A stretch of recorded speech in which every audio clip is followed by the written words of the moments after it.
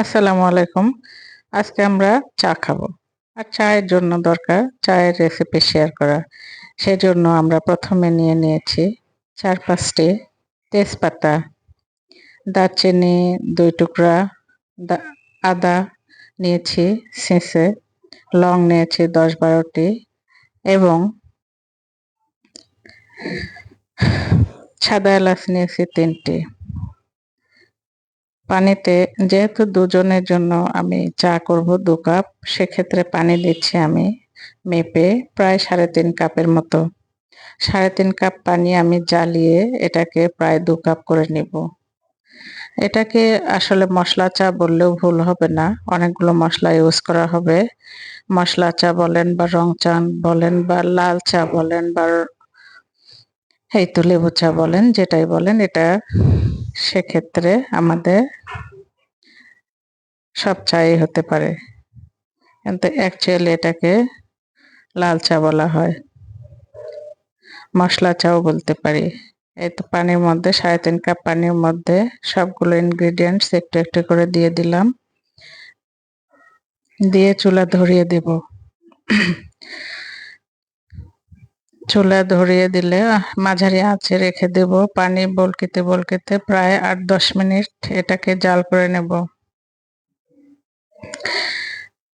পাতিলের মুখে আমি একটা ছন্নি দিয়ে রেখেছি। এটার কারণ হচ্ছে আমি যদি একটু অন্যমনস্ক হয়ে যাই, পানিটা চায়ের পানি বলকে যেন পড়ে না যায়। একটা কিছু পাতিলের মুখে দিয়ে রাখলে সহজে পানিটা পড়ে যায় না। দেখুন পানি ফুটতে আছে এবং পানির কালারটা চেঞ্জ হয়ে এসেছে। ৭-৮ মিনিট ফোটার পরে আমি চা পাতা দিয়ে দিলাম। চা পাতার পরিমাণটাও দেখিয়ে দিলাম। এখন এটাকে মিনিট খানেক জাল দিয়ে নেব।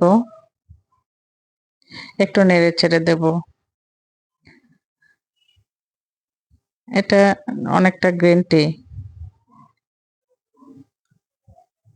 ১ মিনিট পর চুলা অফ করে দিয়ে আবার ১ মিনিট রেখে দেব, যাতে চায়ের ঘ্রাণটা পানিতে বসে যায়। এরপরে ঢেলে নেব।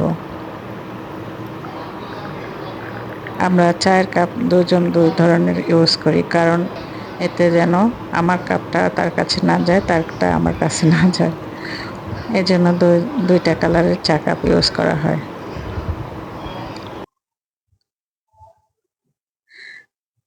চাটা ছেঁকে নিলাম।